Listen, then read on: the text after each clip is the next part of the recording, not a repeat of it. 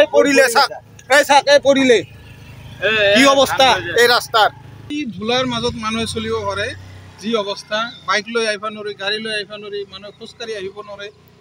ৰাস্তা ঠিকাদাৰে পানীও নামাৰে ৰাস্তাটো ঠিক নকৰে আজি ৩-৪ বছৰৰ পৰা এনেকুৱা মানে জ্বালা আমি ভুগি আছো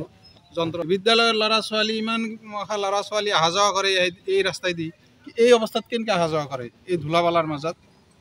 দুনিয়াৰ বেমাৰ হ'ব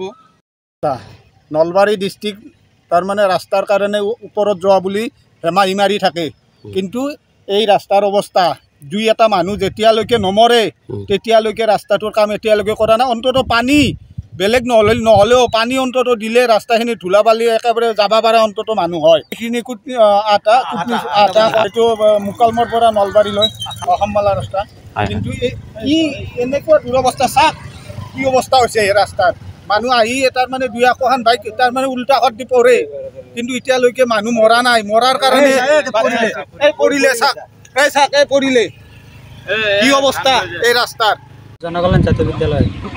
আহিবলৈ বৰ অসুবিধা হয় ধুলাবালি খাব লাগে জোতা পিন্ধি আহিব নোৱাৰোঁ বহুত দিনৰ পৰা বহুত ল'ৰা ছোৱালী অহা যোৱা কৰে মানুহৰ গাড়ীও ফাঁচি যায় যাব নোৱাৰে এক্সিডেণ্ট হয় কেতিয়াবা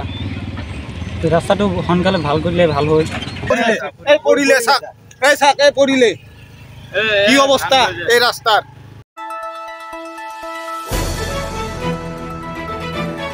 দ্য নিউজলেণ্ডছ অবিৰত তথ্যানুসন্ধান